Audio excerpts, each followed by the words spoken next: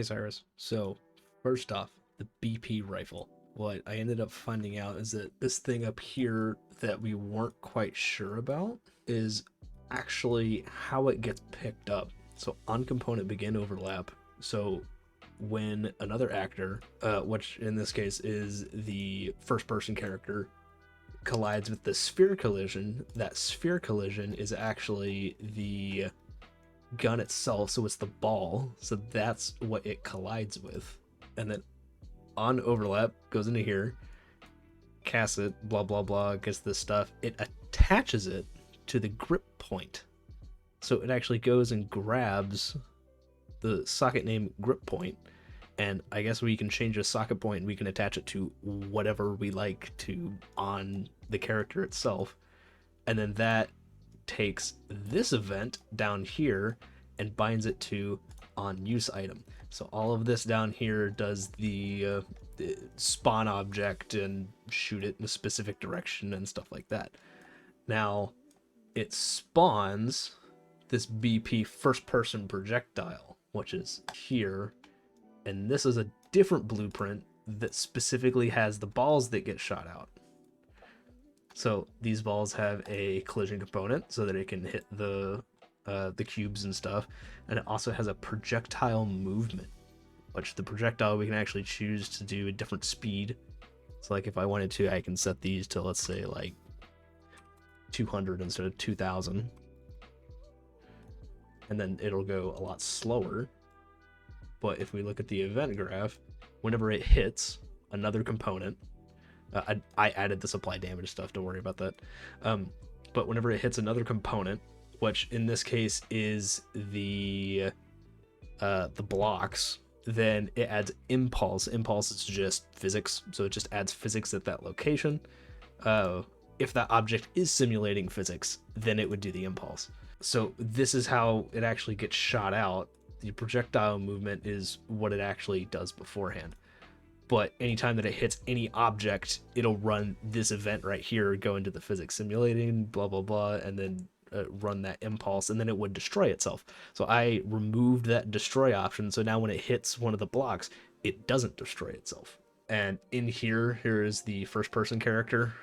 That's that blueprint, so that's where this comes from.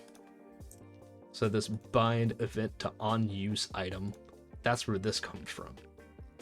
So because it's a character, it just has this on use item that can be called whenever, and you can assign whatever you like to it. So in this case, they actually set up input action, primary action, and that is just whatever action is in the settings.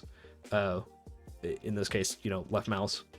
And whenever it's pressed, call that on use item, which it does this, and it runs the event that's attached to it, which is this right here, which then comes in, spawns the projectile, shoots it, runs the animation, plays the sound. So what we can also do is we can say, also when it's released, run the same event. So let me compile and save all this stuff. So there's that event. So as soon as you hit that little sphere, that's when it gets picked up. And then whenever you shoot, see, I made it super slow, so it's at 50 when it comes out, but I can shoot it stupidly quick. However, you can also come in here, first person projectile, the sphere has, there it is, the actual blueprint itself has a lifespan. So initial lifespan, it was set to 3 seconds, so every sphere that was shot out would last 3 seconds, and that was it.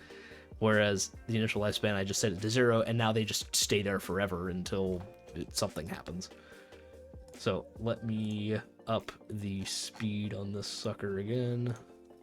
And I made it so that it can apply damage.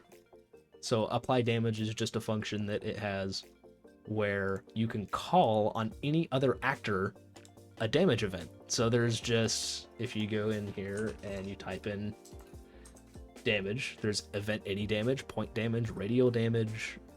So you can assign these events.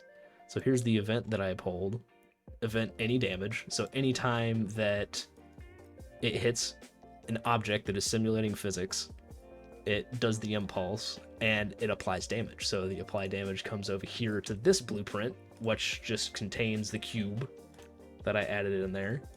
and it minuses however much health I have. So I put a variable in there of 20 health. So whenever it gets hit, grabs the health, subtracts it from the damage that it takes. In this case, it's 10. I set that over here. So base damage of 10.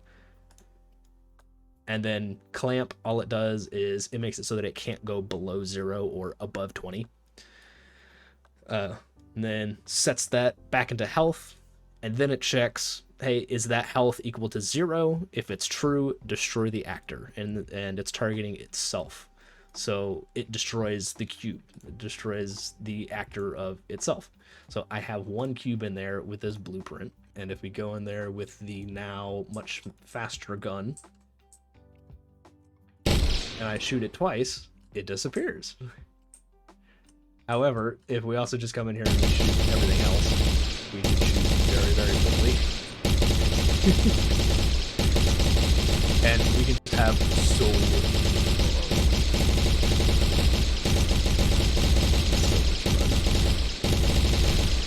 So another thing really quick. In here, I believe... Yes, so this is where it gets velocity. So it actually takes how fast the bullet is going, the sphere is going, multiplies it by 100, and then that's how it gets the impulse.